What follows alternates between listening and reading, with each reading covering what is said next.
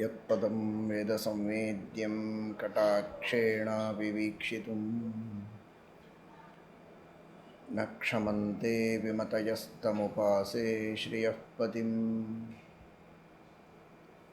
मयि स्थितो मदङ्गेषु स्वतन्त्रो व्याप्तवान् हरिः स विष्णुश्चास्वतन्त्रं मां स्वेच्छया वर्तयत्यजः स्वात्मनस्तस्य पूजा स्युः मनो वाक्कायवृत्तयः ममैताः इति कर्तारम् उद्देश्यञ्च हरिं स्मरेत् धर्मविज्ञानवैराग्यपरमैश्वर्यशालिनः आनन्दतीर्थभगवत्पादान् वन्दे निरन्तरम् भवति यदनुभावादेडमूकोऽपि वाग्मी जडमतिरपि जन्तुर्जायते प्राज्ञमौलिः सकलवचनचेतो देवता भारती सा मम वचसि निधत्तां सन्निधिं मानसे च नमोऽस्तु तात्विका देवाः विष्णुभक्तिपरायणाः धर्ममार्गे प्रेरयन्तु भवन्तः सर्व एव हि नौमिन्यायसुधादिकृज्जयमुनीन् श्रीपादरट्सन्मणीन् व्यासार्यान् विविधागमब्धिविहरान् श्रीवादिराजानपि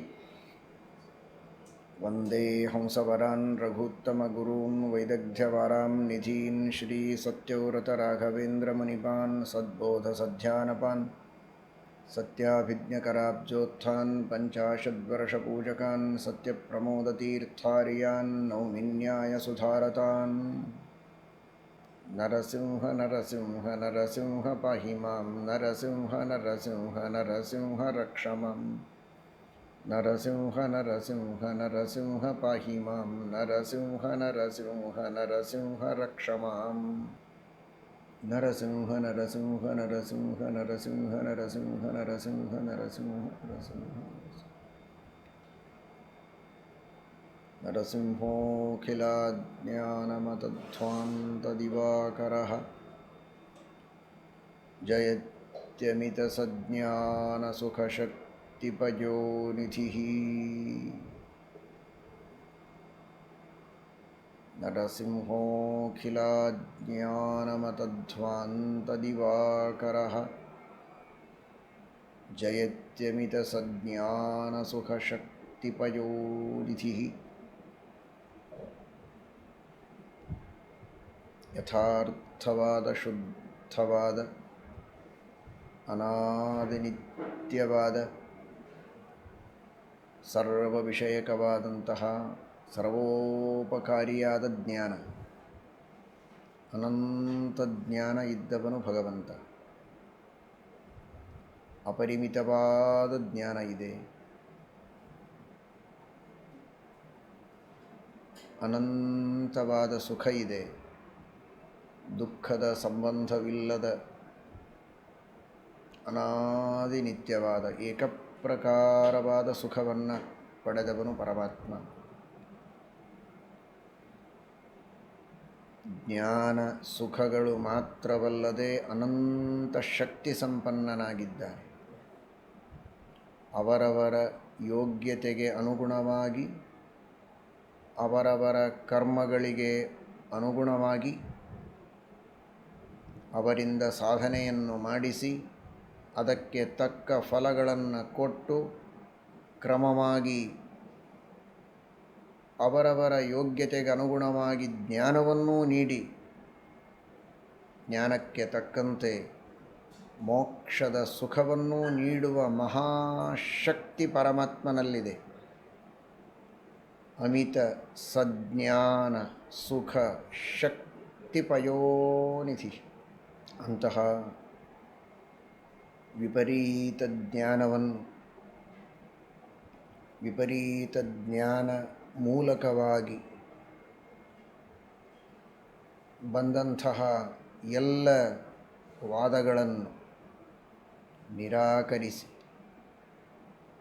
ಶುದ್ಧವಾದ ಜ್ಞಾನವನ್ನು ನೀಡಿ ನಮ್ಮನ್ನು ಉದ್ಧಾರ ಮಾಡುವಂತಹ ಸ್ವಾಮಿ ನರಸಿಂಹ ನರಸಿಂಹ ನರಸಿಂಹ ನರಸಿಂಹ ನರಸಿಂಹ ನರಸಿಂಹ ನರಸಿಂಹ ನರಸಿಂಹ ಸತ್ಯಂ ವಿಧಾತುಂ ನಿಜಭೃತ್ಯ ಭಾಷಿತಂ ವ್ಯಾಪ್ತಿಂಚ ಭೂತೇಷ್ವಖಿಲೇಷು ಚಾತ್ಮನಃ ಅದೃಶ್ಯತಾತ್ಯದ್ಭುತರೂಪಮುದ್ವಹನ್ ಸ್ತಂಭೆ ಸಭಾಯಾಂ ನ ಮೃಗಂ ನ ಮಾನುಷಂ. ಭಕ್ತನಾದ ಪ್ರಹ್ಲಾದರಾಜನ ಭಕ್ತಿ ಶ್ರದ್ಧೆಗಳಿಂದ ಕೂಡಿದ ವಚನವನ್ನು ಸತ್ಯ ಮಾಡುವುದಕ್ಕೆ, ಸರ್ವತ್ರ ವ್ಯಾಪ್ತನಾಗಿದ್ದಾನೆ ಪರಮಾತ್ಮ ಅಂತ ಧೈರ್ಯದಿಂದ ಅತ್ಯಂತ ದುಷ್ಟನಾದ ತನ್ನ ತಂದೆಯ ಎದುರಿನಲ್ಲಿ ಯಾವುದೇ ಭಯವಿಲ್ಲದಂತೆ ವಿಷ್ಣುವಿನ ಹೆಸರನ್ನು ತೆಗೆದುಕೊಂಡರೇನೆ ನಿನ್ನ ಸಂಹಾರ ಮಾಡುತ್ತೇನೆ ಎನ್ನುವ ರೀತಿಯಲ್ಲಿ ಕೇವಲ ಮಾತಿನಿಂದ ಹೆದರಿಸುವುದಲ್ಲ, ನಾನಾ ರೀತಿಯ ಪ್ರಯತ್ನಗಳನ್ನು ಪ್ರತ್ಯಕ್ಷವಾಗಿ ಮಾಡಿ ತೋರಿಸಿ ಹೆದರಿಸಿದ್ದರೂ ಅದಕ್ಕೆ ಹೆದರದೆ,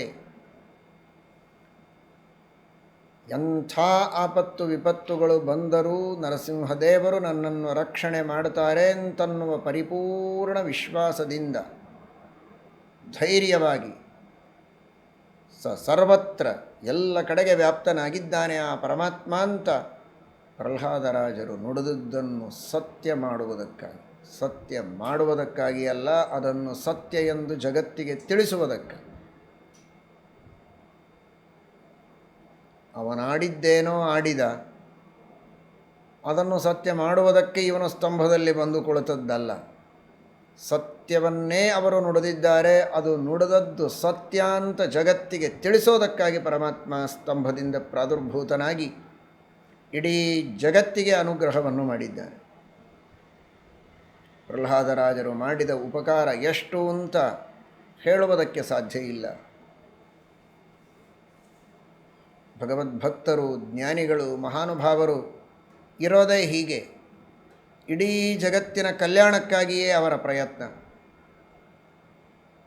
ಒಬ್ಬ ಪ್ರಹ್ಲಾದರಾಜರು ಭಕ್ತಿಯಿಂದ ಪ್ರಾರ್ಥನೆ ಮಾಡಿದ್ದಕ್ಕೆ, ಪೂರ್ಣವಾದ ವಿಶ್ವಾಸವನ್ನು ದೇವರಲ್ಲಿ ಇಟ್ಟದ್ದಕ್ಕೆ, ಸರ್ವ ಸಮರ್ಪಣೆ ಮಾಡಿದ್ದಕ್ಕೆ ಇವತ್ತು ಇಡೀ ಜಗತ್ತಿಗೆ ಸಕಲ ಕಷ್ಟಗಳ ಪರಿಹಾರಕ್ಕಾಗಿ ನರಸಿಂಹಸ್ವಾಮಿಯ ಪ್ರಾದುರ್ಭಾವವಾಗಿ ಆ ನರಸಿಂಹದೇವರ ಉಪಾಸನೆಯನ್ನು ಮಾಡುವುದಕ್ಕೆ, ಸ್ಮರಣೆಯನ್ನು ಮಾಡುವುದಕ್ಕೆ, ನಾಮ ಸಂಕೀರ್ತನ ಮಾಡುವುದಕ್ಕೆ, ಕಷ್ಟಗಳ ಪರಿಹಾರ ಮಾಡುವುದಕ್ಕೆ, ನಿರ್ವಿಘ್ನವಾಗಿ ಮೋಕ್ಷ ಸಾಧನೆಯನ್ನು ಮಾಡೋದಕ್ಕೆ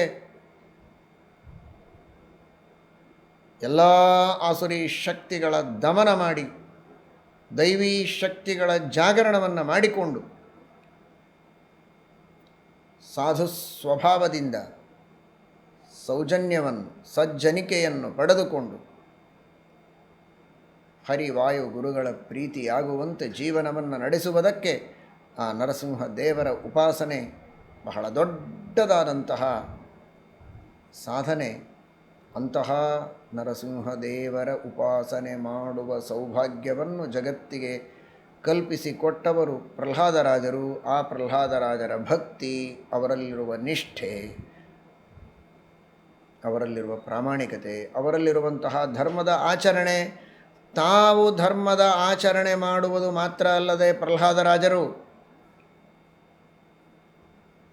ಎಲ್ಲ ಅಸುರ ಬಾಲಕರಿಂದಲೂ ಧರ್ಮವನ್ನು ಮಾಡಿಸ್ತಾರೆ.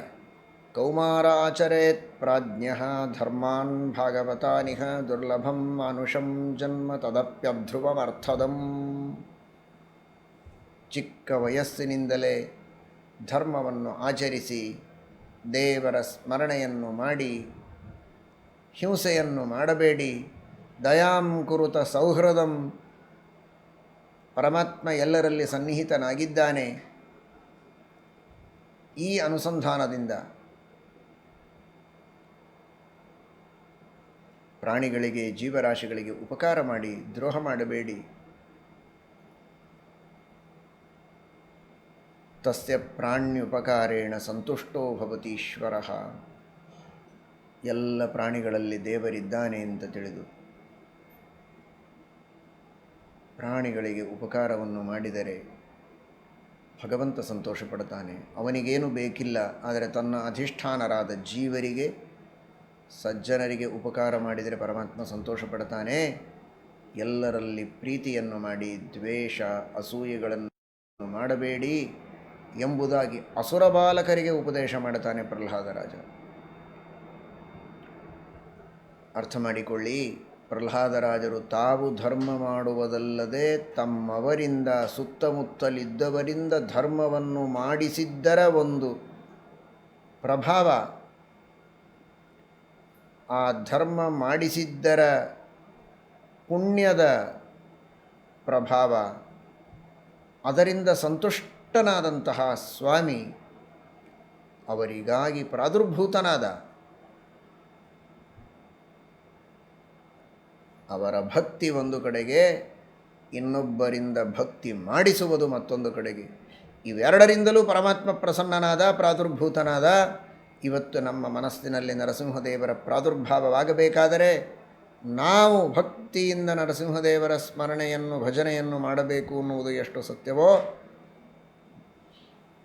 ಇನ್ನೊಬ್ಬರಿಂದಲೂ ಸಜ್ಜನರಿಂದ ನರಸಿಂಹದೇವರ ಸ್ಮರಣೆಯನ್ನು ಮಾಡಿಸಬೇಕು, ದೇವರಲ್ಲಿ ಭಕ್ತಿಯನ್ನು ಹುಟ್ಟಿಸಬೇಕು. ಅದರಿಂದ ನರಸಿಂಹದೇವರು ನಮಗೆ ವಿಶೇಷವಾಗಿ ಪ್ರಸನ್ನರಾಗಿ ಒಲಿದು ಬಂದು ನಮ್ಮ ಮನಸ್ಸಿನಲ್ಲಿ ಪ್ರಾದುರ್ಭೂತರಾಗ್ತಾರೆ ಅಂತನ್ನುವ ಸಂದೇಶವನ್ನು ಈ ಕಥೆಯಿಂದ ನಾವು ಅರ್ಥ ಮಾಡಿಕೊಳ್ಳಬಹುದು. ದೇವರೇ ಸರ್ವಸ್ವ ಅಂತ ತಿಳಿದು ಸರ್ವವನ್ನೂ ದೇವರಿಗೆ ಅರ್ಪಣೆ ಮಾಡಬೇಕು.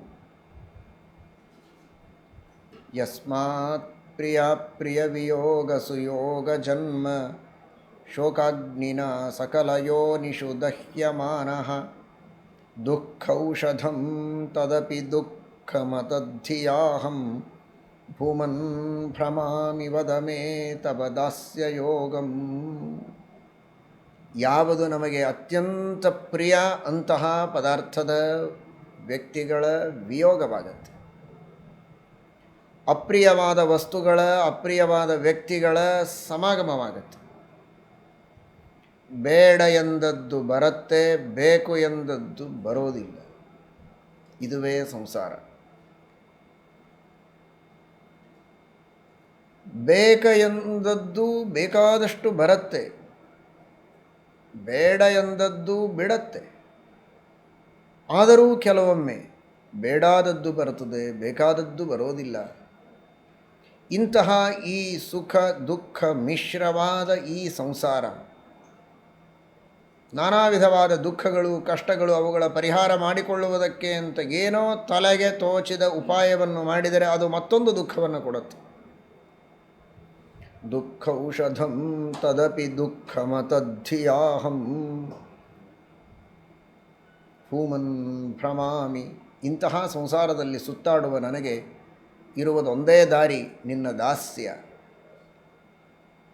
ಪ್ರಹ್ಲಾದರಾಜರು ಮಾಡುವ ಪ್ರಾರ್ಥನೆ, ನಿನ್ನ ದಾಸ್ಯವನ್ನು ಕೊಡು. ನಿನ್ನ ದಾಸ್ಯ ಈ ಸಂಸಾರದಿಂದ ಮೋಚನೆಯಾಗುವುದಕ್ಕೆ ದೊಡ್ಡ ಸಾಧನೆ ಅದು. ಉಚ್ಛಿಷ್ಟ ಭೋಜಿನೋ ದಾಸಾಹ ತವ ಮಾಯಾಂ ಜಯೇಮಹಿ.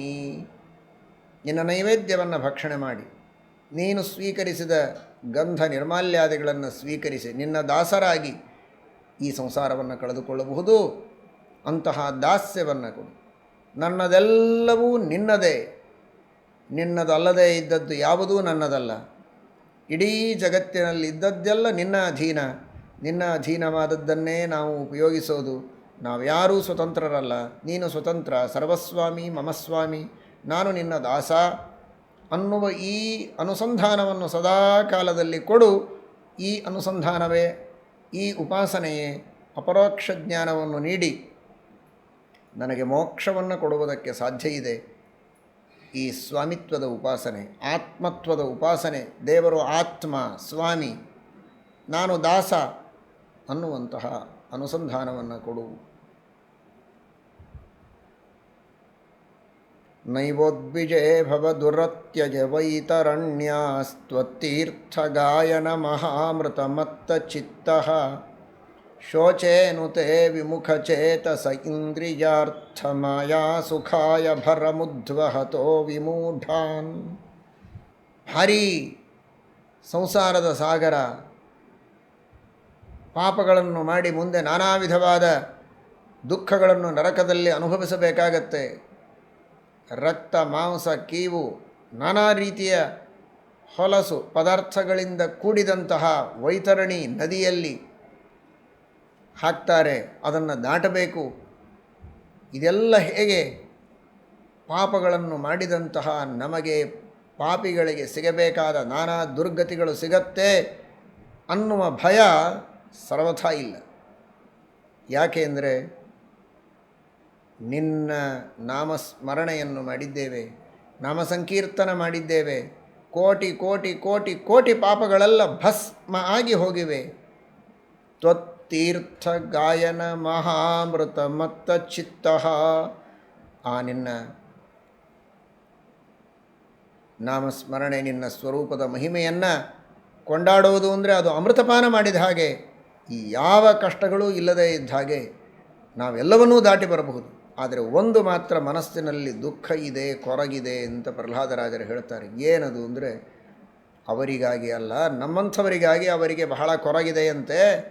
ಶೋಚೇನುತೆ ವಿಮುಖ ಚೇತಸ ಇಂದ್ರಿಯಾರ್ಥಮಯ ಸುಖಾಯ ಭರಮುದ್ವಹತೋ ವಿಮೂಢಾನ್. ಇಂತಹ ಸಂಸಾರದಲ್ಲಿ, ನಶ್ವರವಾದ ಈ ಸಂಸಾರದಲ್ಲಿ, ನಶ್ವರವಾದ ಸುಖಕ್ಕಾಗಿ, ಅಲ್ಪ ಸುಖಕ್ಕಾಗಿ, ನಶ್ವರ ಸುಖಕ್ಕಾಗಿ ಶಾಶ್ವತವಾದ ಸ್ಥಿರವಾದ ಮಹಾಸುಖವನ್ನು ಕಡೆಗಣಿಸ್ತಾರಲ್ಲ, ಮೋಕ್ಷದ ಸುಖ, ಅನಂತಕಾಲದ ಸುಖ, ಮಹಾಸುಖ, ದುಃಖದ ಸೋಂಕು ತಾಕದ ಸುಖ, ಅಂತಹ ಮಹಾಸುಖ ಸಾಧನೆಯನ್ನು ಮಾಡುವುದನ್ನು ಬಿಟ್ಟು ಅಂತಹ ಸುಖಕ್ಕಾಗಿ ಮಾಡಬೇಕಾದ ಸಚ್ಛಾಸ್ತ್ರಗಳ ಶ್ರವಣ ಮನನ ನಿಧಿಧ್ಯಾಸನಗಳು, ನಿರಂತರ ಹರಿಸ್ಮರಣೆ, ಇವುಗಳನ್ನು ಬಿಟ್ಟು ಐಹಿಕವಾದ, ಇಹಲೋಕದ, ತಾತ್ಕಾಲಿಕವಾದ, ಅಲ್ಪವಾದ, ದುಃಖದಿಂದ ಕೂಡಿದ ಸುಖಕ್ಕಾಗಿ ಎಷ್ಟು ಕಷ್ಟಪಡ್ತಾರೆ, ಎಷ್ಟು ಕಷ್ಟಪಡ್ತಾರಲ್ಲ. ಇವರಿಗೆ ತಿಳುವಳಿಕೆ ಇಲ್ಲ. ಏನು ಮಾಡೋದು ಸಜ್ಜನರು, ಆದರೆ ತಿಳುವಳಿಕೆ ಇಲ್ಲ. ವಿಷಯ ಭೋಗಕ್ಕಾಗಿ ಇಷ್ಟು ಪರದಾಡ್ತಾ ಇದ್ದಾರೆ. ಈ ಪರದಾಟ ಮೋಕ್ಷ ಸಾಧನ ಸಂಪತ್ತಿಗಾಗಿ ಇಲ್ಲ, ಭಗವಂತನ ಸ್ಮರಣೆ ಮಾಡುವುದಕ್ಕಾಗಿ ಈ ತರಹದ ತವಕ ಇಲ್ಲ, ಉತ್ಸಾಹ ಇಲ್ಲ. ಇವರನ್ನು ನೋಡಿ ನನಗೆ ದುಃಖ ಆಗ್ತದೆ. ಸ್ವಾಮಿ, ಇವರಿಗೆಲ್ಲ ಸದ್ಬುದ್ಧಿಯನ್ನು ಕೊಡು, ಇವರೆಲ್ಲರನ್ನು ಸನ್ಮಾರ್ಗದಲ್ಲಿ ತೆಗೆದುಕೊಂಡು ಬಾ ಅಂತ ನಮಗೋಸ್ಕರ ಪ್ರಹ್ಲಾದರಾಜರು ನರಸಿಂಹದೇವರಲ್ಲಿ ಪ್ರಾರ್ಥನೆಯನ್ನು ಮಾಡಿದ್ದಾರೆ. ಆ ಮಹಾನುಭಾವರು ಪ್ರಾರ್ಥನೆ ಮಾಡಿದ್ದಕ್ಕೆ ತಕ್ಕ ಮಟ್ಟಿಗೆ ನಾವು ಭಗವಂತನಲ್ಲಿ ಭಕ್ತಿಯನ್ನು ಮಾಡ್ತಾ ಇದ್ದೇವೆ. ಈಗ ಸಹಸ್ರಾರು ಭಕ್ತರು ನಾಮಸ್ಮರಣೆಯನ್ನು ಮಾಡ್ತಾ ಇದ್ದದ್ದು ಅಂತಹ ಮಹಾನುಭಾವರು ನಮಗಾಗಿ ಪ್ರಾರ್ಥನೆಯನ್ನು ಮಾಡಿದ್ದಕ್ಕಾಗಿ. ಮಾತಾ ನೃಸಿಂಹಶ್ಚ ಪಿತಾ ನೃಸಿಂಹ, ಸ್ವಾಮೀ ನೃಸಿಂಹ, ಸಕಲಂ ನೃಸಿಂಹ. ಮಾತಾ ನೃಸಿಂಹಶ್ಚ ಪಿತಾ ನೃಸಿಂಹ, ಭ್ರಾತಾ ನೃಸಿಂಹಶ್ಚ ಸಖಾ ನೃಸಿಂಹ, ವಿದ್ಯಾ ನೃಸಿಂಹ, ದ್ರವಿಣಂ ನೃಸಿಂಹ, ಸ್ವಾಮೀ ನೃಸಿಂಹ, ಸಕಲಂ ನೃಸಿಂಹ.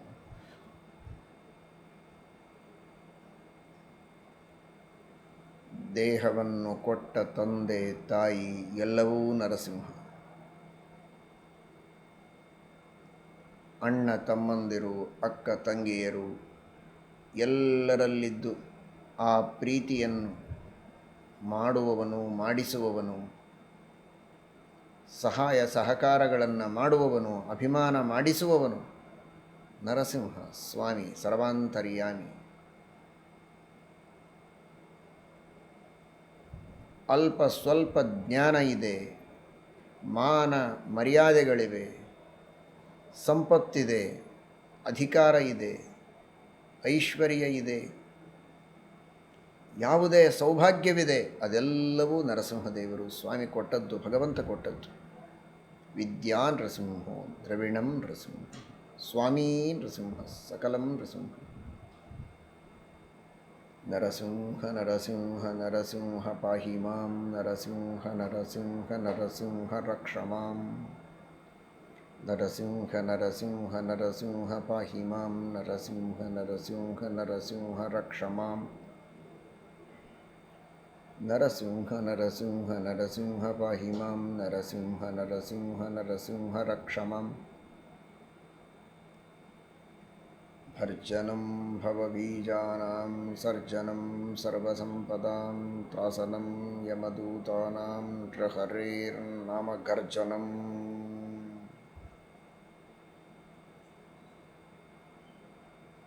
ಇತೋ ನೃಸಿಂಹಃ ಪರತೋ ನೃಸಿಂಹಃ ಯತೋ ಯತೋ ಯಾಮಿ ತತೋ ನೃಸಿಂಹಃ ನೃಸಿಂಹದೇವಾನ್ನ ಪರಂಚ ಕಿಂಚಿತ್ ತಸ್ಮಾನ್ ನೃಸಿಂಹಂ ಶರಣಂ ಪ್ರಪದ್ಯೇ. ತಸ್ಮಾನ್ ನೃಸಿಂಹಂ ಶರಣಂ ಪ್ರಪದ್ಯೇ. ತಸ್ಮಾನ್ ನೃಸಿಂಹಂ ಶರಣಂ ಪ್ರಪದ್ಯೇ. ಕೋಟಿ ಕೋಟಿ ಭಕ್ತರು ಭಗವಂತನಿಗೆ ಭಕ್ತಿಯಿಂದ ನಾನಾ ವಿಧ ನೈವೇದ್ಯ ಸಮರ್ಪಣೆಯನ್ನು ಮಾಡ್ತಾರೆ. ನರಸಿಂಹಾವತಾರದ ಈ ಪವಿತ್ರವಾದ ಪ್ರಸಂಗ, ನರಸಿಂಹದೇವರ ಅವತಾರದ ಕಾಲದಲ್ಲಿ ಅಲ್ಲಲ್ಲಲ್ಲಿ ನರಸಿಂಹದೇವರ ದೇವಸ್ಥಾನಗಳಲ್ಲಿ ನರಸಿಂಹದೇವರ ಪೂಜೆಯನ್ನು ಮಾಡುವಂತಹ ಭಗವದ್ಭಕ್ತರ ಮನೆಗಳಲ್ಲಿ ನರಸಿಂಹದೇವರಿಗೆ ಭಕ್ತಿಯಿಂದ ಶುದ್ಧವಾದ ನೈವೇದ್ಯವನ್ನು ಅರ್ಪಣೆ ಮಾಡುತ್ತಾರೆ. ವೈಭವದ ನೈವೇದ್ಯಗಳ ಸಮರ್ಪಣೆ ಅಲ್ಲಲ್ಲಿ ನಡೆಯುತ್ತೆ. ಅನಂತ ಭಕ್ತರು ಪರಮಾತ್ಮನಿಗೆ ಇಹಲೋಕದಲ್ಲಿ ಮಾನವಲೋಕದಲ್ಲಿ ಮಾತ್ರ ಅಲ್ಲ, ದೇವಲೋಕದಲ್ಲಿಯೂ ಭಗವಂತನ ಅರ್ಚನೆ ಪೂಜನೆ ನೈವೇದ್ಯ ಎಲ್ಲವೂ ನಡೆಯುತ್ತೆ. ಎಲ್ಲರೂ ಮಾಡಿದಂತಹ ನೈವೇದ್ಯವನ್ನು ಭಗವಂತ ಸ್ವೀಕಾರ ಮಾಡ್ತಾನೆ. ಅದರೊಳಗಿನ ಸಾರಭಾಗವನ್ನು ಸ್ವೀಕಾರ ಮಾಡ್ತಾನೆ. ಮನುಷ್ಯರಿಗೆ ಗೋಚರವಾಗದ ಸಾರಭಾಗವನ್ನು ಭಗವಂತ ಸ್ವೀಕಾರ ಮಾಡ್ತಾನೆ.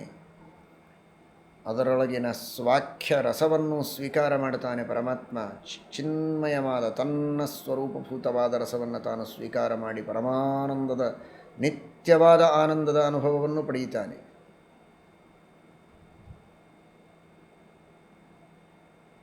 ಅತ್ತಿ ಭಕ್ತಾರ್ಪಿತೆ ಸಾರಂ ಮಹಾವಿಷ್ಣುಸ್ತತಃ ಸ್ಮೃತಃ. ಭಕ್ತರು ಅರ್ಪಣೆ ಮಾಡಿದ ವಸ್ತುಗಳೊಳಗಿನ ಸಾರವನ್ನು ಸ್ವೀಕಾರ ಮಾಡ್ತಾನೆ. ಎಷ್ಟು ಜನ ಭಕ್ತರು? ಅನಂತರು. ಅನಂತ ಭಕ್ತರು ಅರ್ಪಣೆ ಮಾಡಿದಂತಹ ವಸ್ತುಗಳೊಳಗಿನ ಸಾರವನ್ನು ಸ್ವೀಕಾರ ಮಾಡಿ ಎಲ್ಲರಿಗೂ ಅನುಗ್ರಹವನ್ನು ಮಾಡ್ತಾನೆ. ಸಮರ್ಪಣೆ ಮಾಡಿದ್ದೀರಿ ಸಾಕು, ಅನುಗ್ರಹ ಮಾಡುತ್ತೇನೆ, ಎಲ್ಲವನ್ನು ಸ್ವೀಕಾರ ಮಾಡಲಿಕ್ಕಾಗೋದಿಲ್ಲ. ಮನೆಗೊಬ್ಬ ಅತಿಥಿ ಬಂದಿದ್ದಾನೆ, ಎಲ್ಲರಿಗೆ ಬೇಕಾದವ.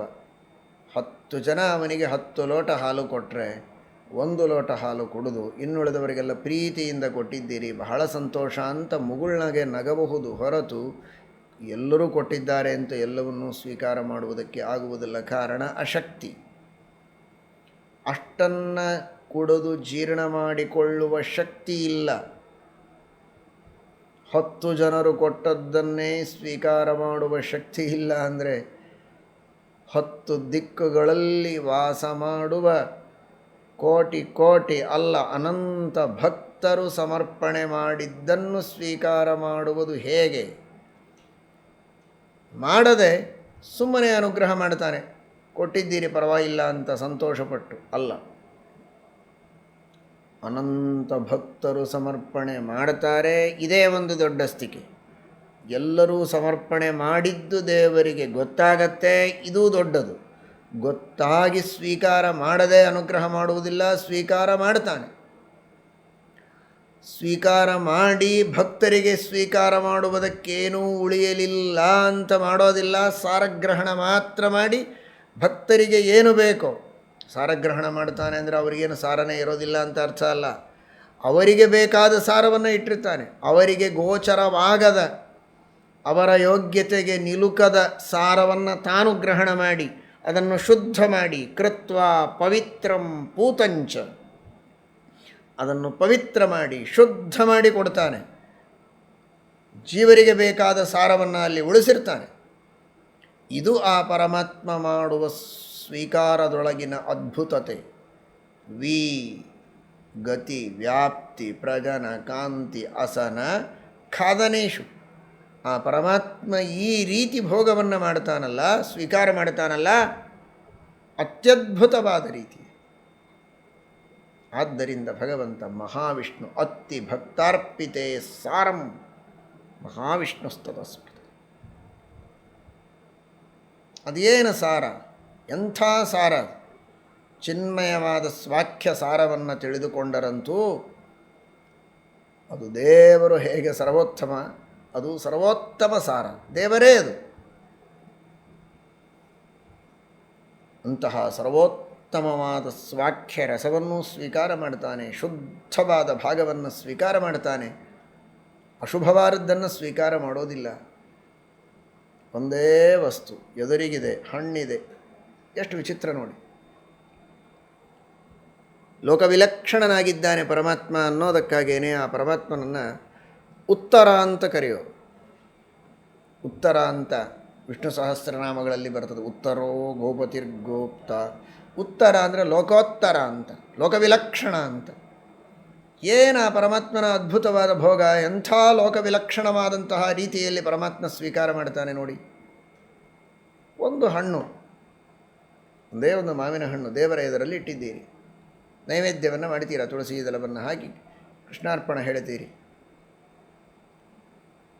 ನೈವೇದ್ಯವನ್ನು ಮಾಡಿದರೆ ಹಣ್ಣು ಒಬ್ಬ ಮಾನವ ತಿನ್ನುವುದಾದರೆ ಹೇಗೆ? ಕೈಯಲ್ಲಿ ತೆಗೆದುಕೊಂಡು ತಿನ್ನಬೇಕು. ಇಲ್ಲ, ಹಣ್ಣು ಇದ್ದಲ್ಲಿಯೇ ಇರುತ್ತೆ, ಕೈಯಲ್ಲಿ ತೆಗೆದುಕೊಳ್ಳೋದಿಲ್ಲ. ಹಣ್ಣು ತಿಂದರೆ ಹಣ್ಣಿನಲ್ಲೇ ಪೂರ್ಣ ಹಣ್ಣು ತಿಂದಿದ್ದರೆ ಹಣ್ಣು ಖಾಲಿ ಆಗಬೇಕು, ಖಾಲಿ ಆಗಿಲ್ಲ, ಹಣ್ಣು ಅಲ್ಲೇ ಇದೆ, ಕೈಯಲ್ಲಿ ತೆಗೆದುಕೊಂಡಿಲ್ಲ, ಅಲ್ಲಿಂದ ಮಾಯವಾಗಿಲ್ಲ, ಅಥವಾ ಅರ್ಧ ಖಾಲಿಯಾಗಿಲ್ಲ, ಹೇಗಿದೆ ಹಾಗೇ ಇದೆ. ಆದರೆ ಅದರೊಳಗಿರೋ ಸಾರವನ್ನು ಪರಮಾತ್ಮ ಸ್ವೀಕಾರ ಮಾಡಿರ್ತಾನೆ. ಅಷ್ಟಕ್ಕೆ ಒಬ್ಬನನ್ನು ನಾವು ಸಂತೋಷಪಡಿಸಬೇಕಾದರೆ ನಾವು ಕೊಟ್ಟದ್ದನ್ನು ಅವನು ಸ್ವೀಕಾರ ಮಾಡಿ ತಿಂದರೆ ತೃಪ್ತಿಯಾಗಿ ಸಂತೋಷ ಪಡ್ತಾನೆ. ಇದ್ದಲ್ಲಿಯೇ ಇದೆ, ಆದರೆ ದೇವರು ತೃಪ್ತನಾಗಿರ್ತಾನೆ. ಎಲ್ಲ ಆಗ್ತಾ ಇದೆ, ಲೋಕವಿಲಕ್ಷಣ.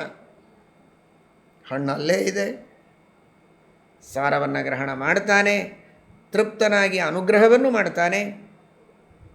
ಹೀಗೆ ಯಾರಾದರೂ ಇದ್ದಾರೆ ಲೋಕದಲ್ಲಿ? ಆದ್ದರಿಂದಲೇ ಲೋಕವಿಲಕ್ಷಣವಾದ ವ್ಯಕ್ತಿತ್ವ ಪರಮಾತ್ಮನದು.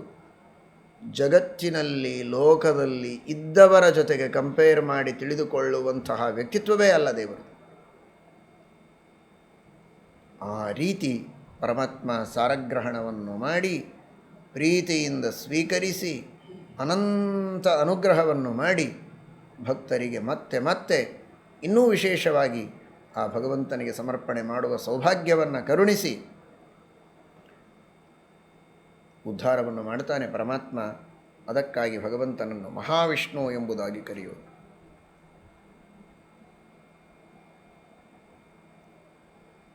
ಪ್ರತಿಮೆಯಲ್ಲಿ ಸನ್ನಿಹಿತನಾದ ಪರಮಾತ್ಮ ಈ ರೀತಿ ಭೋಗವನ್ನು ಮಾಡ್ತಾನೆ.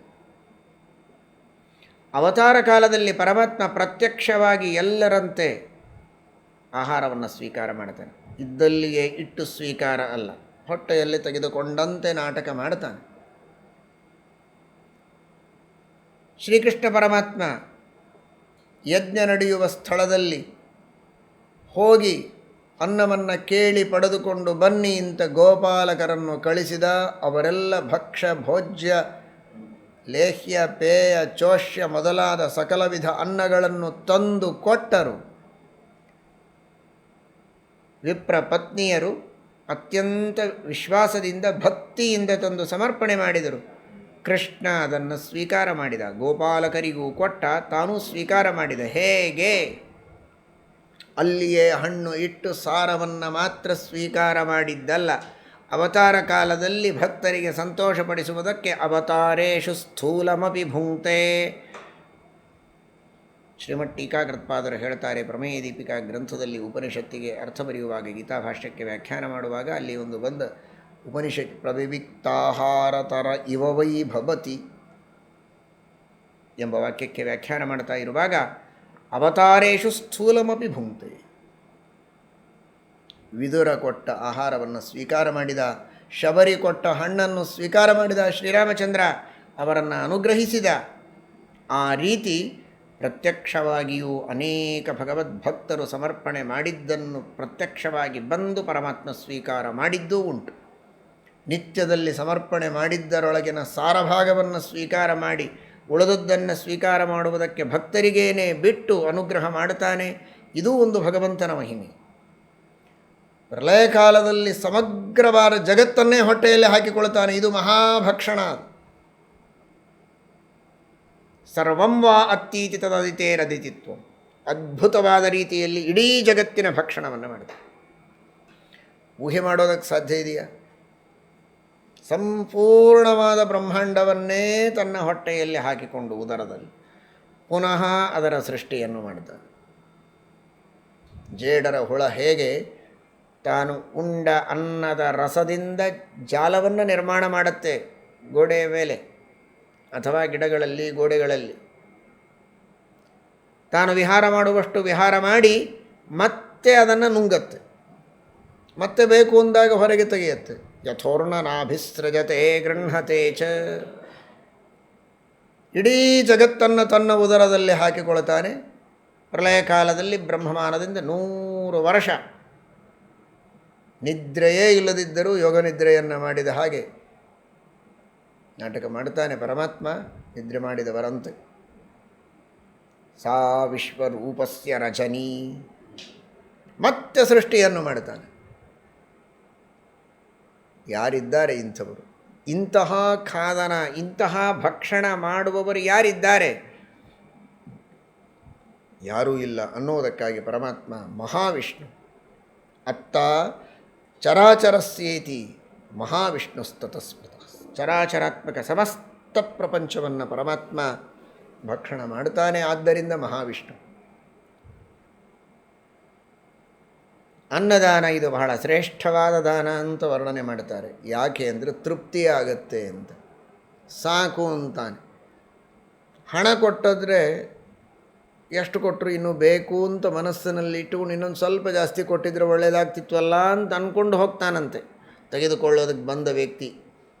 ಹೀಗಾಗಿ ಅವನನ್ನು ಪೂರ್ಣ ಸಮಾಧಾನಪಡಿಸಿ ಕಳಿಸ್ಲಿಕ್ಕಾಗೋದಿಲ್ಲ ಅನ್ನೋ ದೃಷ್ಟಿಯಲ್ಲಿ ಆ ದ್ರವ್ಯದಾನ, ಹಣವನ್ನು ಕೊಡೋದು, ಧನವನ್ನು ಕೊಡೋದು ಅಷ್ಟು ಗ್ರಾಹಕನಿಗೆ ಸಮಾಧಾನಕರ ಆಗಲಿಕ್ಕಿಲ್ಲ. ಅನ್ನದಾನ ಮಾತ್ರ ಹಾಗಲ್ಲ. ಹೊಟ್ಟೆ ತುಂಬಿತೋದ್ರೆ ಸಾಕು ಅಂತ, ಬೇಡ ಅಂತ. ಆ ರೀತಿ ತೃಪ್ತಿಯನ್ನು ಕೊಡುವ ದಾನ. ಆದ್ದರಿಂದ ಅನ್ನದಾನ ಶ್ರೇಷ್ಠ. ಈ ಹಿನ್ನೆಲೆಯಲ್ಲಿ ನಾವು ತಿಳಿಯಬಹುದಾದರೆ ತೃಪ್ತಿಯಾದಾಗ ಮತ್ತೆ ಬೇಕು ಅಂತ ಕೊಟ್ಟರೆ ಸ್ವೀಕಾರ ಮಾಡುವುದಿಲ್ಲ. ಆದರೆ ನಮ್ಮ ಸ್ವಾಮಿ ನಿತ್ಯ ತೃಪ್ತೋಪಿ ಯದ್ಭುಂಕ್ತೆ ಮಹಾವಿಷ್ಣುಸ್ತತ ಸ್ಮೃತಃ. ನಿತ್ಯ ತೃಪ್ತ. ಅವನಿಗೆ ತೃಪ್ತಿಯೇ ಇದೆ, ಹಸಿವೇ ಇಲ್ಲ.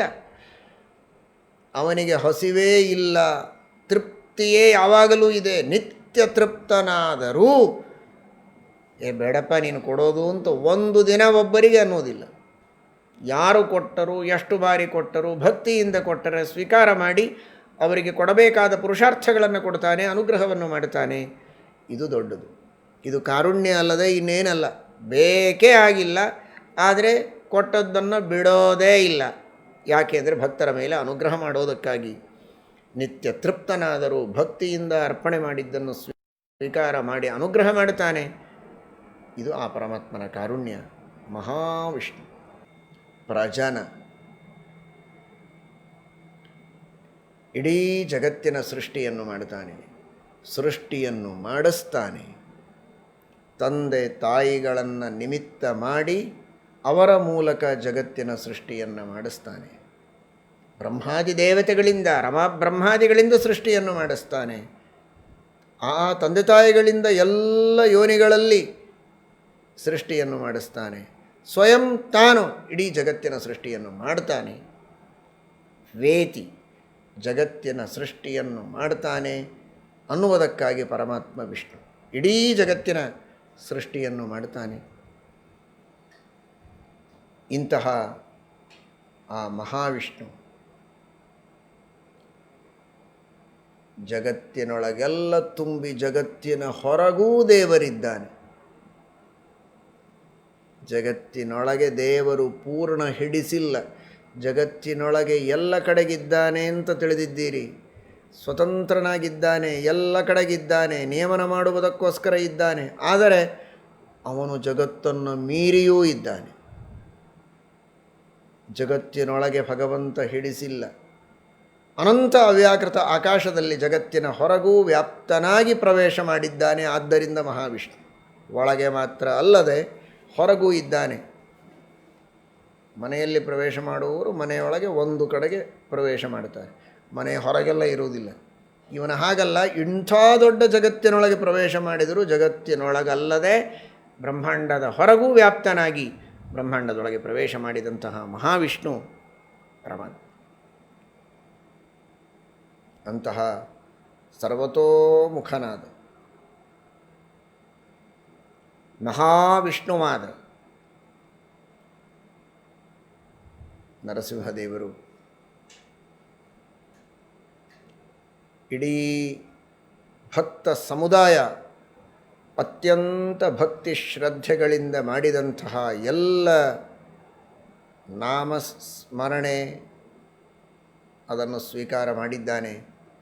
ನಾಮ ಸಂಕೀರ್ತನವನ್ನೆಲ್ಲ ಕೇಳಿದ್ದಾನೆ. ಸರ್ವತೋಮುಖನಾಗಿ ತಾನೇ ಮಹಾವಿಷ್ಣುವಾಗಿ ಎಲ್ಲರ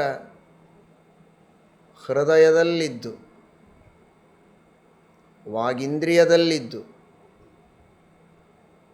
ಮನಸ್ಸಿನಲ್ಲಿದ್ದು ಭಕ್ತಿಪೂರ್ವಕವಾಗಿ ನಾಮ ಸಂಕೀರ್ತನ ಮಾಡಿಸಿ, ಜಪ ಮಾಡಿಸಿ, ಪಾರಾಯಣ ಮಾಡಿಸಿ, ಹಾಡನ್ನು ಹಾಡಿಸಿ, ತಾನೇ ಕೇಳಿ, ತಾನೇ ಹಾಡಿಸಿ, ತಾನೇ ಕೇಳಿ ಸಂತೋಷಪಟ್ಟಿದ್ದಾನೆ. ಸರ್ವತೋಮುಖ ಮಹಾವಿಷ್ಣುವಾಗಿ ಎಲ್ಲರೊಳಗೆ ಪ್ರವೇಶ ಮಾಡಿ ಮಾಡಿಸಿದ, ಸರ್ವತೋಮುಖನಾಗಿ ಎಲ್ಲರೂ ಮಾಡಿದ ಸೇವೆಯನ್ನು ನೋಡಿ ಕೇಳಿ ಸಂತೋಷಪಟ್ಟು ಆನಂದಪಟ್ಟಿದ್ದಾನೆ. ಭಕ್ತರು ಭಕ್ತಿಯಿಂದ ಮಾಡಿದ ಎಲ್ಲ ಸೇವೆಗಳನ್ನು ಸ್ವೀಕರಿಸಿದ ಸ್ವಾಮಿ ನಾನಾ ವಿಧವಾದ ಪಾಪಗಳಿಗೆ ಪ್ರೇರಕವಾದ ದುಷ್ಟ ಶಕ್ತಿಗಳ ಮೂಲಕವಾಗಿ ಬರುವ ನಾನಾ ವಿಧ ಆಪತ್ತುಗಳು, ವಿಪತ್ತುಗಳು, ಅವುಗಳೆಲ್ಲವುಗಳ ವಿಷಯದಲ್ಲಿ ಅತ್ಯಂತ ಉಗ್ರನಾಗಿ, ಭಯಂಕರನಾಗಿ, ಪ್ರಚಂಡನಾಗಿ ತನ್ನ ಮೂರನೆಯ ಕಣ್ಣನ್ನು ತೆರೆದು ಆ ಎಲ್ಲ ರೋಗಗಳನ್ನು, ರೋಗಾಣುಗಳನ್ನು, ವೈರಾಣುಗಳನ್ನು, ಎಲ್ಲ ವಿಧವಾದ ದುಷ್ಟ ಶಕ್ತಿಗಳನ್ನು ಭಸ್ಮ ಮಾಡಿ ಹಾಕಿದ್ದಾನೆ.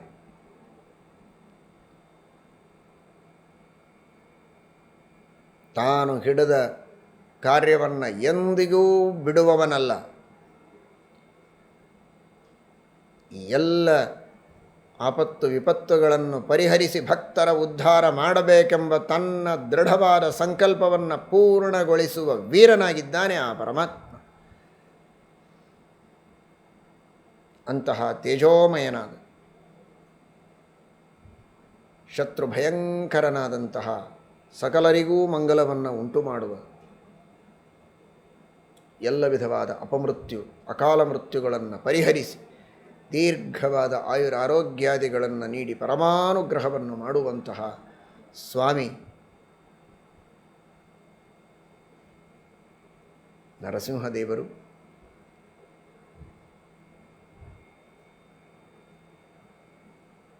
ಅಂತಹ ನರಸಿಂಹದೇವರ ಪರಮಾನುಗ್ರಹದಿಂದ ಈ 13 ದಿನಗಳಲ್ಲಿ 13ನೆಯ ತಾರೀಕಿನಿಂದ ಇವತ್ತಿನವರೆಗೆ ವೈಶಾಖ ಶುದ್ಧ ದ್ವಿತೀಯದಿಂದ ನರಸಿಂಹ ಜಯಂತಿಯ ಈ ಪವಿತ್ರ ಪರ್ವಕಾಲದವರೆಗೆ ಇಡೀ ದೇಶದಲ್ಲಿ, ವಿಶ್ವದಲ್ಲಿ ನಾಮ ಸಂಕೀರ್ತನೆ ನಡೆದಿದೆ.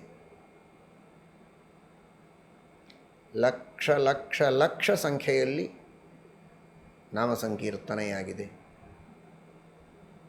ಭಗವಂತನ ಪ್ರೇರಣೆಯಿಂದ, ಗುರುಗಳ ಅನುಗ್ರಹದಿಂದ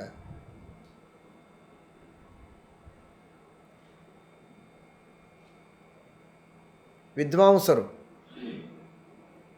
ಅನೇಕ ಪುರೋಹಿತರು ಹಾಗೂ ಸದಾಚಾರಿಗಳಾದ ಸದ್ಗೃಹಸ್ಥರು ನರಸಿಂಹ ಮಂತ್ರದ ಜಪವನ್ನು ಮಾಡಿ ಇಡೀ ದೇಶದ ಕಲ್ಯಾಣಕ್ಕಾಗಿ ಭಕ್ತಿಯಿಂದ ನಿತ್ಯದಲ್ಲಿ ಶುದ್ಧವಾದ ರೀತಿಯಲ್ಲಿ ಅನುಸಂಧಾನಪೂರ್ವಕವಾಗಿ ಜಪ ಮಾಡಿ ಇವತ್ತು ಹೋಮವನ್ನು ಮಾಡಿ ಅಗ್ನ್ಯಂತರ್ಗತ ಭಾರತೀರಮಣ ಮುಖ್ಯಪ್ರಾಣಾಂತರ್ಗತ ಹರಣೀಪತಿ ಪರಶುರಾಮನಿಂದ ಅಭಿನ್ನನಾದ ಲಕ್ಷ್ಮೀ ನರಸಿಂಹ ದೇವರಿಗೆ ಸಮರ್ಪಣೆಯನ್ನು ಮಾಡಿದ್ದಾರೆ ಇಡೀ ದೇಶದ ಕಲ್ಯಾಣಕ್ಕಾಗಿ. ವಿದ್ವಾಂಸರು ತಾವು ಮಾತ್ರ ಜಪ ಮಾಡುವುದಲ್ಲದೆ ತಮ್ಮ ಶಿಷ್ಯರಿಂದ ಜಪ ಮಾಡಿಸಿದ್ದಾರೆ ಲಕ್ಷ ಲಕ್ಷ ಸಂಖ್ಯೆಯಲ್ಲಿ. ಪುರೋಹಿತರು ತಾವು ಮಾತ್ರ ಮಾಡುವುದಲ್ಲದೆ ತಮ್ಮ ಯಜಮಾನರಿಂದ ಮಾಡಿಸಿದ್ದಾರೆ. ಅನೇಕ ಸಂಗೀತಗಾರರು, ದೊಡ್ಡ ದೊಡ್ಡ ಹೆಸರುವಾಸಿಯಾದ ಸಂಗೀತಗಾರರು ತಾವು ತಮ್ಮ ಸಂಗೀತದ ಅಭಿಮಾನಿಗಳು ಸಾವಿರ ಸಾವಿರ ಸಂಖ್ಯೆಯಲ್ಲಿರುವಂತಹ ಸಂಗೀತವನ್ನು ಶ್ರವಣ ಮಾಡುವ ಅವರ ಅಭಿಮಾನಿ ವರ್ಗದಿಂದ ಲಕ್ಷ ಲಕ್ಷ ಸಂಖ್ಯೆಯಲ್ಲಿ ನಾಮ ಸಂಕೀರ್ತನವನ್ನು ಮಾಡಿಸಿದ್ದಾರೆ. ನರಸಿಂಹದೇವರ ಹಾಡುಗಳನ್ನು ಹಾಡಿಸಿದ್ದಾರೆ. ಬಹಳ ದೊಡ್ಡ ಸೇವೆಯನ್ನು ಮಾಡಿದ್ದಾರೆ. ತಮ್ಮ ಈ ಸಂಗೀತದ ಒಂದು ಮಾಧ್ಯಮದಿಂದ ಈ ಮಹಾಮಾರಿಯ ಪರಿಹಾರಕ್ಕಾಗಿ ನರಸಿಂಹಸ್ವಾಮಿಯ ಉಪಾಸನೆಯನ್ನು ಅತ್ಯಂತ ಭಕ್ತಿ ಶ್ರದ್ಧೆಗಳಿಂದ ಇವರೆಲ್ಲರೂ ಮಾಡಿದ್ದಾರೆ. ಪತ್ರಕರ್ತರು ನರಸಿಂಹದೇವರ ಅನೇಕ ಮಹಿಮೆಗಳನ್ನು ವೃತ್ತಪತ್ರಗಳ ಮೂಲಕ ಜನರ ಮನಸ್ಸಿಗೆ ಮುಟ್ಟಿಸಿದ್ದಾರೆ. ಅಲ್ಲಲ್ಲಿ ನಡೆಯುವ ಕಾರ್ಯಕ್ರಮಗಳ ಬಗ್ಗೆ ಪ್ರಚಾರವನ್ನು ನೀಡಿದ್ದಾರೆ. ಆ ಮೂಲಕ ನರಸಿಂಹದೇವರ ಸೇವೆಯನ್ನು ಮಾಡಿದ್ದಾರೆ. ಅನೇಕ ಕಲಾವಿದರು ತಾವು ತಮ್ಮ ಕಲೆಯನ್ನು ಅನೇಕ ಹೆಣ್ಣು ಮಕ್ಕಳಿಗೆ ಗಂಡು ಮಕ್ಕಳಿಗೆ ಕಲಿಸಿಕೊಟ್ಟು ಅವರ ಮೂಲಕ ನರಸಿಂಹದೇವರ ಚಿತ್ರಗಳನ್ನು ಬಿಡಿಸಿ ಸಹಸ್ರಾರು ಸಂಖ್ಯೆಯಲ್ಲಿ ಚಿಕ್ಕ ಚಿಕ್ಕ ಮಕ್ಕಳು ದೊಡ್ಡವರು ಎಲ್ಲರೂ ಕೂಡ ಗಂಡು ಮಕ್ಕಳು ಹೆಣ್ಣು ಮಕ್ಕಳು ನರಸಿಂಹದೇವರ ಚಿತ್ರಗಳನ್ನು ಬರೆದು ಈ ನರಸಿಂಹ ಜಯಂತಿಯ ಸಂದರ್ಭದಲ್ಲಿ ಅದನ್ನು ನರಸಿಂಹದೇವರಿಗೆ ಸಮರ್ಪಣೆ ಮಾಡಿದ್ದಾರೆ. ಆ ನರಸಿಂಹದೇವರ ಚಿತ್ರವನ್ನು ಬರೆಯುವ ತನಕ ಬರೆದು ಆ ಚಿತ್ರಪಟವನ್ನು ಮನೆಯಲ್ಲಿ ಇಟ್ಟುಕೊಂಡು ನೋಡಿದಾಗೆಲ್ಲ ನರಸಿಂಹದೇವರ ಸ್ಮರಣೆಯಾಗುತ್ತೆ. ಸ್ಮರಣೆ ಮಾಡ್ತಾ ಚಿತ್ರವನ್ನು ಬರೀತಾರೆ. ಅದನ್ನು ನೋಡುವುದಾಗೆಲ್ಲ ಸ್ಮರಣೆಯಾಗತ್ತೆ. ಅಂತಹ ಒಂದು ದೊಡ್ಡ ಪುಣ್ಯದ ಕಾರ್ಯ ಆ ಕಲಾ ಮಾಧ್ಯಮದಿಂದಲೂ ನಡೆದಿದೆ. ಚಿತ್ರಕಲಾ ಮಾಧ್ಯಮ, ಸಂಗೀತ ಕಲಾ ಮಾಧ್ಯಮ, ಪ್ರವಚನ ಕಲೆ, ಈ ಎಲ್ಲ ಮಾಧ್ಯಮಗಳಿಂದಲೂ ನರಸಿಂಹದೇವರ ಸ್ಮರಣೆ ಇಡೀ ದೇಶದ ಉದ್ದಗಲಕ್ಕೂ ನಡೆದಿದೆ. ನರಸಿಂಹದೇವರ ಸುಳಾದಿಯ ಪಾರಾಯಣ, ನರಸಿಂಹ ನಖಸ್ತುತಿಯ ಪಾರಾಯಣ, ನರಸಿಂಹ ಸ್ತೋತ್ರದ ಪಾರಾಯಣ, ನರಸಿಂಹ ಶತಕದ ಪಾರಾಯಣ, ಹೀಗೆ ಅನೇಕ ರೀತಿಯಿಂದ ನರಸಿಂಹದೇವರ ಉಪಾಸನೆಯನ್ನು ಅಲ್ಲಲ್ಲಲ್ಲಿ ಭಕ್ತರು ವಿವಿಧ ಪಾರಾಯಣ ಸಂಘಗಳು, ಭಜನಾ ಮಂಡಳಿಗಳು, ಸಂಘ ಸಂಸ್ಥೆಗಳು, ಮಠ ಮಂದಿರಗಳು ಹಾಗೂ ವೈಯಕ್ತಿಕವಾಗಿ ನಾನಾ ರೀತಿಯಿಂದ ನರಸಿಂಹದೇವರ ಸೇವೆ ಇಡೀ ದೇಶದಲ್ಲಿ ವಿಶ್ವದಲ್ಲಿ ನಡೆದಿದೆ. ನರಸಿಂಹಮಯಂಜಗತ್, ಇಡೀ ಜಗತ್ತಿನಲ್ಲಿ ನರಸಿಂಹದೇವರು ಅಂತರ್ಯಾಮಿಯಾಗಿದ್ದಾರೆ. ಅವರು ಮಾಡುವಂತಹ ಅನುಗ್ರಹ ಉಪಕಾರ ಅಪಾರ ಅಪಾರ ಅಪಾರ ಅನಂತ. ನಾವು ಮಾಡುವ ಸೇವೆ ಅತ್ಯಲ್ಪ. ಭಕ್ತಿಪೂರ್ವಕವಾಗಿ ಅವರ ಸ್ಮರಣೆಯನ್ನು ಮಾಡಬೇಕು ಅಖಂಡವಾಗಿ. ಆರ್ತೋ ಜಿಜ್ಞಾಸುರರ್ಥಾರ್ಥಿ ಜ್ಞಾನೀಚ ಭರತರ್ಷಭ ಅಂತ. ಈ ಮಹಾಮಾರಿಯ ಆಪತ್ತಿಗೆ ಭೀತರಾಗಿ ಈ ದುಃಖದ ಪರಿಹಾರಕ್ಕಾಗಿ ನರಸಿಂಹದೇವರಿಗೆ ಶರಣ ಹೋಗಿದ್ದೇವೆ. ನರಸಿಂಹದೇವರು ನಮ್ಮ ಮೇಲೆ ಅನುಗ್ರಹ ಮಾಡಲಿ. ಕೇವಲ ಇಂತಹ ದುಃಖಗಳ ಪರಿಹಾರಕ್ಕಾಗಿ ಮಾತ್ರ ಅಲ್ಲ, ಸ್ವಾಭಾವಿಕವಾದ ಭಕ್ತಿಯಿಂದ ಒಲುವಿನಿಂದ ನರಸಿಂಹದೇವರು ಮಾಡುವ ಅನಂತ ಉಪಕಾರಗಳನ್ನು ಸ್ಮರಿಸಿ ಕೃತಜ್ಞತೆಯ ಮನೋಭಾವದಿಂದ ಕರ್ತವ್ಯ ಕರ್ಮದ ದೃಷ್ಟಿಯಿಂದ ಪರಮ ಪ್ರೀತಿಯಿಂದ ನಿರಂತರವಾಗಿ ರಾಮ, ಕೃಷ್ಣ, ನರಸಿಂಹ, ವೇದವ್ಯಾಸಾದಿ ಆ ಭಗವಂತನ ರೂಪಗಳನ್ನು ಸ್ಮರಿಸುವ, ಚಿಂತನ ಮಾಡುವ, ಭಜನೆ ಮಾಡುವ ಸೌಭಾಗ್ಯವನ್ನು ನಮ್ಮೆಲ್ಲರಿಗೆ ಕರುಣಿಸಲಿ ಅಂತ ಪ್ರಾರ್ಥನೆ ಮಾಡೋಣ. ಈ ಎಲ್ಲ ವಿದ್ವಾಂಸರಿಗೂ, ಪುರೋಹಿತರಿಗೂ, ಎಲ್ಲ ಸದ್ಗೃಹಸ್ಥರಿಗೂ, ಎಲ್ಲ ಮಹಿಳೆಯರಿಗೂ, ಸಂಗೀತಗಾರರಿಗೂ, ಪತ್ರಕರ್ತರಿಗೂ, ಕಲಾವಿದರಿಗೂ, ಕಲಾವಂತರಿಗೂ ಹಾಗೂ ಸಕಲ ಭಗವದ್ಭಕ್ತರಿಗೂ, ಎಲ್ಲ ಸಜ್ಜನರಿಗೂ ಕೂಡ ನಮ್ಮ ಗುರುಗಳಲ್ಲಿ ಅಂತರ್ಯಾಮಿಯಾದ, ಸಕಲ ಗುರುಗಳಲ್ಲಿ ತತ್ವಾಭಿಮಾನಿ ದೇವತೆಗಳಲ್ಲಿ ಅಂತರ್ಯಾಮಿಯಾದ ಭಾರತೀರಮಣ ಮುಖ್ಯ ಪ್ರಾಣಾಂತರ್ಗತ ಮೂಲರಾಮ ದಿಗ್ವಿಜಯರಾಮ ವೇದವ್ಯಾಸದೇವರು ಜ್ಞಾನಭಕ್ತಿ ವೈರಾಗ್ಯಗಳನ್ನು ನೀಡಿ, ಆಯುರಾರೋಗ್ಯಾದಿಗಳನ್ನು ನೀಡಿ, ಈ ಎಲ್ಲ ಮಹಾಮಾರಿ ಹಾಗೂ ಇನ್ನಿತರ ಸಕಲ ಆಪತ್ತು ವಿಪತ್ತುಗಳನ್ನು ಪರಿಹರಿಸಿ ಉತ್ತಮವಾದ ಆರೋಗ್ಯ ಸೌಭಾಗ್ಯವನ್ನು ನೀಡಿ ಸಾಧನೆಯನ್ನು ಮಾಡಿಸಲಿ ಅಂತ ಭಕ್ತಿಯಿಂದ ಪ್ರಾರ್ಥನೆಯನ್ನು ಮಾಡುತ್ತೇವೆ. ನಾವು ಪ್ರಾರ್ಥನೆಯನ್ನು ಮಾಡುವುದಕ್ಕಿಂತಲೂ ನಮ್ಮ ಗುರುಗಳಲ್ಲಿ ಅಂತರ್ಯಾಮಿಯಾದ ಮುಖ್ಯಪ್ರಾಣದೇವರು ಶ್ರೀಮದ್ ಆನಂದತೀರ್ಥ ಭಗವತ್ಪಾದಾಚಾರ್ಯರು ಭಕ್ತಿಯಿಂದ ಪ್ರಾರ್ಥನೆ ಮಾಡುತ್ತಾರೆ. ಇಡೀ ಜಗತ್ತಿನ ಕ್ಷೇಮಕ್ಕಾಗಿ ಆ ಮುಖ್ಯಪ್ರಾಣದೇವರು ಪ್ರಾರ್ಥನೆ ಮಾಡಿದರೆ ಉನ್ನತ ಪ್ರಾರ್ಥಿತಾಶೇಷ ಸಂಸಾಧಕಂ ಎಂಬುದಾಗಿ ಶ್ರೀಮದಾಚಾರ್ಯರು ತಿಳಿಸಿದಂತೆ ಆ ಜೀವೋತ್ತಮರಾದ ಮುಖ್ಯಪ್ರಾಣದೇವರ ಪ್ರಾರ್ಥನೆಯನ್ನು ಭಗವಂತ ಮನ್ನಿಸಿಯೇ ಮನ್ನಿಸ್ತಾನೆ.